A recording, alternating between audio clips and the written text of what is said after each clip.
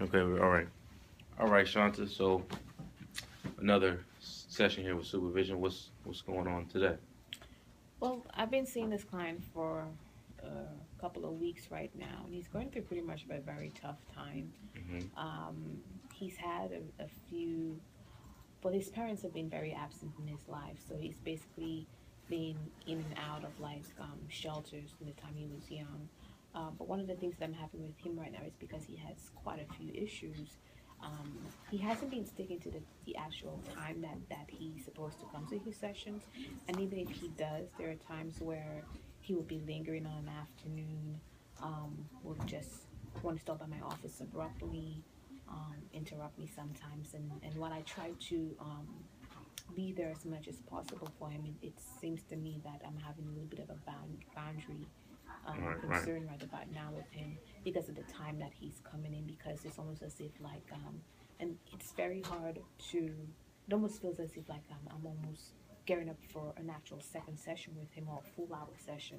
Right. And like I want to be there for the client because we've had to establish such a big trust before, because he has this thing of like, fear of establishing connection with others. So I really had to work through that with him in previous sessions. So Right. now that I'm there, I'm afraid that this is something that I want to address, but then having to not feel like I have to tiptoe around the issue, um, in order to avoid losing a client. Right.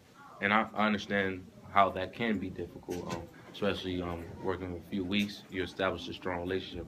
Um, did he read over carefully your consent form that was specific about actual meeting times and the length of time you'll be meeting? Did you guys go over it together thoroughly?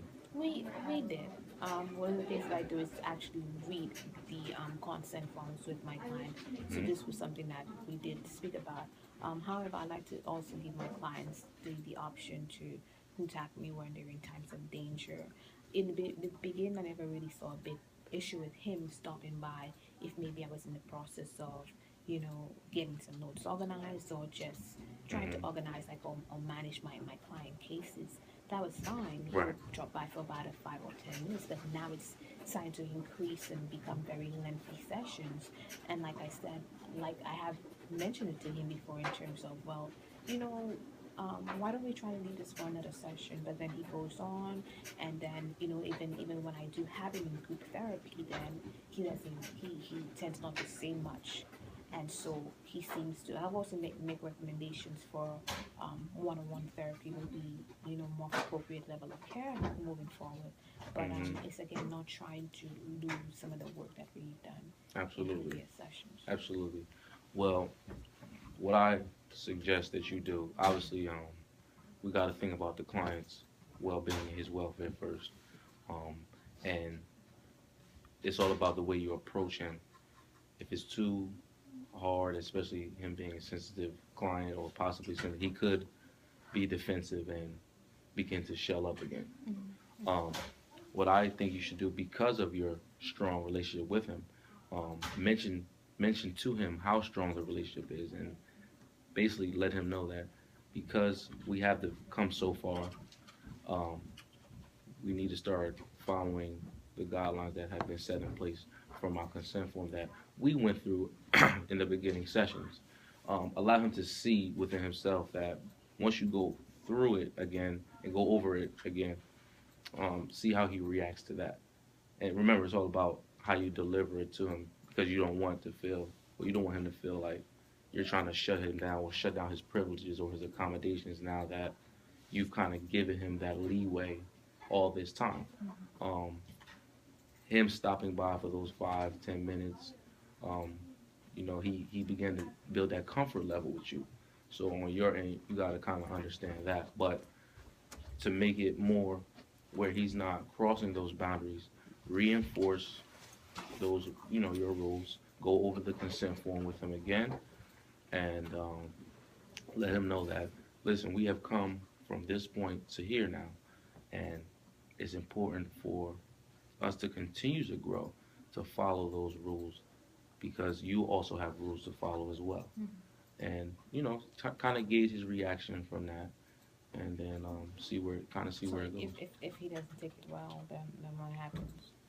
If he doesn't take it well, hmm, well, I think you should definitely just try that first. Um, definitely try that first, because he might take it well. I mean, we can't We really. can't. We don't always know that, do we? Now No, we don't. we don't.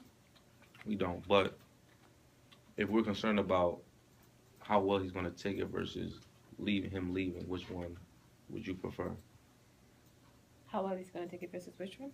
Than him shelling up or actually not wanting to be a part of the counseling process with you. Well, I think important for because this seems to not be something that's happening within the relationship that we have right Mhm. now, or within the context that we have right now, but even in terms of outside. He's brought up before that, um, his employees seeing him as a little bit overbearing. So I know it's something that we will definitely have to work on in upcoming sessions. But again, it's almost as if sometimes you have to. I feel like I have to tiptoe with this client or around a client, which should not have to necessarily feel like that. Right. But to really address the issue, not headstrong, but to challenge him in a way and to put things in the forefront for him and to eventually, like I said, I don't know what the outcome might be. I don't know how he might probably look at the situation at hand, but I will take into consideration some of your recommendations. Okay. All right.